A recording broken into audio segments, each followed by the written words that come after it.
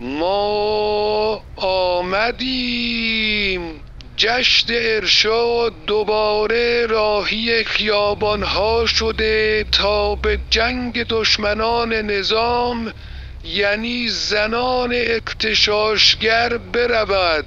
آهای نفس کش، ما آمدیم تا بگوییم دشمن ما نه این وره نه اون وره، بلکه دشمن ما همین فتنه‌گران حمام سوز ولایت دوست هستند. آهای بسیجیان ساندیس خار، آهای پاسداران رانتخار، نجم آرپیجی ها، حمله! برگردید اوضاع سیته. عزیزان من، بسیجیان چیزی نیست.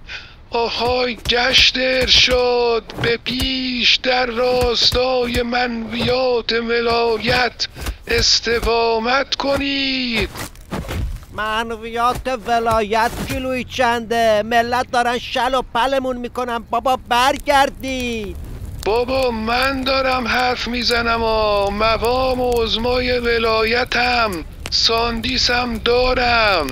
صرف نداره وایسیم ساندیستم نخواستیم. صرف نداره وایسیم ساندیستم نخواستیم. صرف نریزید بیاید بابا. ای بابا کی گفت برگردید؟